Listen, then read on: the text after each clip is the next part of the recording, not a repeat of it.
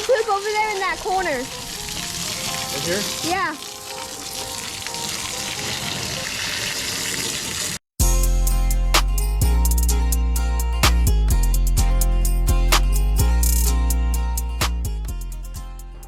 Well, today is a day that has finally come to send the pigs off into the sunset for the next part of their life, or their next purpose in life. So yeah, this morning we loaded them up and we took them to the processor. There's some people at the house who are not very happy about that right now, and emotionally I can definitely understand, but we've got to look at the positives. And for anyone who is looking at this video right now, understand we've made a decision that many people either haven't thought about or have knowingly decided they weren't going to make, which is to be responsible for the food that is going to be on your table. You know, we all go to McDonald's or we all go to the supermarket and we buy packaged meat, whether it be chicken, pork, or lamb, frozen fish, whatever it is. We've taken the next step into that and decided that we were going to be responsible, you know, raising an animal from its infancy, or the youth stage, all the way up to the point in which it is ready to become food. And in this case in particular, it's not just going to be food for our family, but it's going to touch a whole lot of lives. It's going to touch a whole lot of other families that are in the area. You know, both of these pigs are going to go to at least 3 different people, 3 different families, 3 different homes. And then from there on out, who knows, the meals that are going to be shared, the cookouts, the family dinners where people are going to come over and enjoy the harvest that we've given them. So I take a lot of pride in that. I know that these pigs were given the best life that we could have possibly given them. And to quote Pete from Just a Few Acres Farm, his YouTube channel is really good. If you're interested in this kind of stuff, you should go check that out. He may have stolen it from somewhere, but I'm just gonna say it was him. But to quote him, you know, we just want one bad day. We really just want one bad day for these pigs, and that's going to be the very last day. So we've done everything that we could to make sure that their lives were happy here. They had a lot of love from the girls. They had a lot of love from myself and my wife, and we're very proud of the animals that we were able to raise. And I don't think it would hurt so bad for some of us if it didn't mean a lot to begin with. So.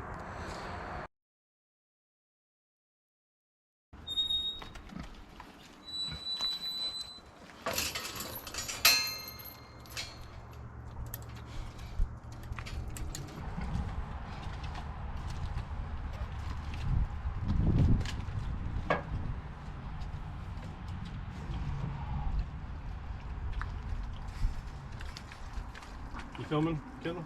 Yeah. Okay. 49. 49, that's age, right? Yep. Okay.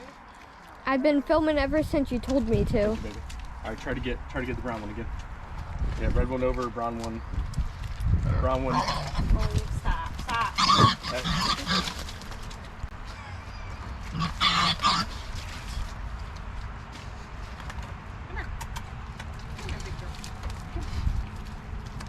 Okay, so here's a spreadsheet that I've come up with to kind of catalog the data that we've collected over this timeline, which as you can see here, start to finish, I took into consideration the day they were born, which would have been March 13th. And then we took the final day here, the final day in which we taped them for a measurement, being October 3rd. And that gave us 6 months and 20 days total from the start to finish timeline. We actually picked the pigs up, since they weren't born on this farm. We picked them up from another farm down the road, and that would have been right towards the end of April. And over here you can see we've got our brown pig, we've got our red pig, and all of this weight right here is going to be in pounds.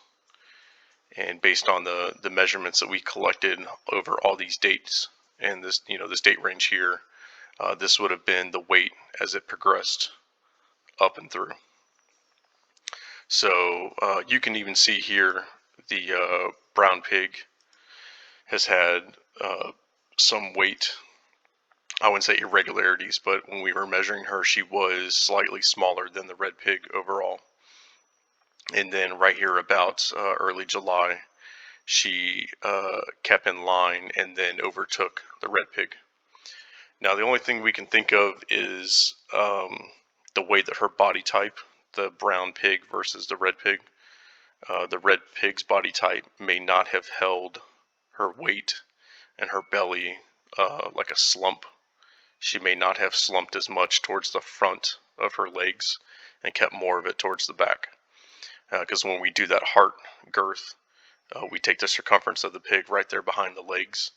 And if she's just not as round there, these numbers might be a little off. That's the only thing that we can think of, because down here we've got a 50-pound difference between the two, and based on hanging weight on what the butcher has given us, that's after all the vital organs are removed, the legs, or the feet, the head, anything that's not going into the processing room to be cut down and packaged. We've only got a close to a 10-pound difference here between the two, whereas up here we have a 50-pound difference. So this measurement tool that you can do on your farm if you don't have a scale is good, but only if, I guess, you're either doing it right or the pig's body's types are all the same. Once she's started the processing procedures, you're going to come up with roughly about 198.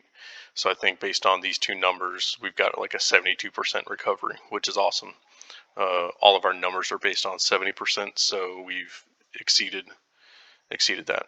We're very happy. So I took this data here and I just went ahead and put it in a chart just so we can kind of see it over time.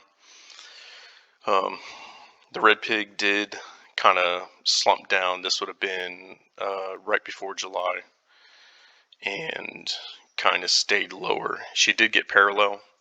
This area right here may have been our feeding, but this drop off right here, I'm just going to have to go ahead and chalk it up to us measuring this pig incorrectly. That's either that or, like I said, the body type previously.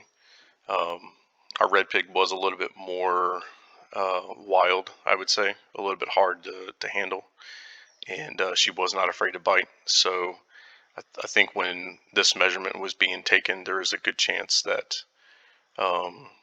we were a little hasty about it and may not have got the most accurate. So I will say, in a pinch, taping a pig is a really good tool to have. But if you had a way to run a pig in a chute and then get them onto a scale, that is probably going to be obviously the best way if you're going to be doing it like this. So that's all the data, and we'll continue with the video.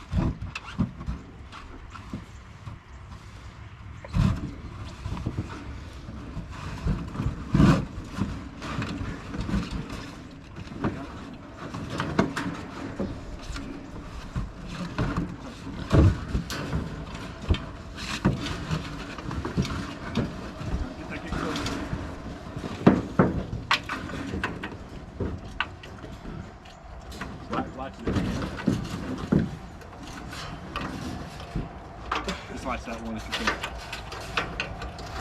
You got it? That deer did you say mooses? Means. You probably gotta pause it. Or you can probably. Oh, Chris Shut got up. the Shut up. Patrick Gass from Son. he was on the Lewis and Clark expedition. So the journal kept by Patrick Gass, you know, they all kept different journals. All right. Is this waterproof? Yeah. But I'm watching out poop, so I'm gonna do this side. You may want to come to the other side. You know what I mean? So you don't get any on you. Sure.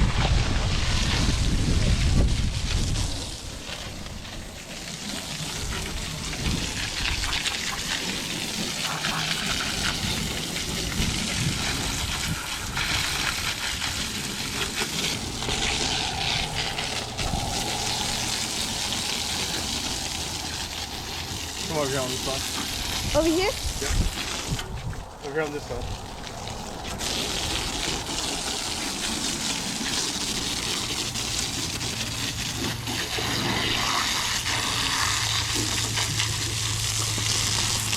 All right, everyone, I really hope that information was valuable to you, or hopefully it was just interesting at the least. I'm really happy. I am conflicted because, like I said, there are some people that are a little upset right now in the house, and we're all going to get over it in due time. But you know, just to keep in mind, you know, this is a mess right now, but this is kind of the setup that we used right up here against the shed. And then this will be the new barn that we work on getting finished with the proceeds that'll come in from the pigs that we just dropped off today. So anyways, I'm glad you guys stopped by. We probably won't be posting a whole lot here in the future because we really won't have a lot to talk about, but we're going to continue working in the background and trying to make progress. So if you aren't subscribed, please hit the button somewhere down at the bottom. Give this video a like, share it, whatever you want to do. Ask us questions if you got any. We're still new to this, but maybe there's something that I can help you with. So for myself, Mike, Fighting Ibis Farms, and the rest of the family, thank you very much for stopping by, and we'll see you on the next one.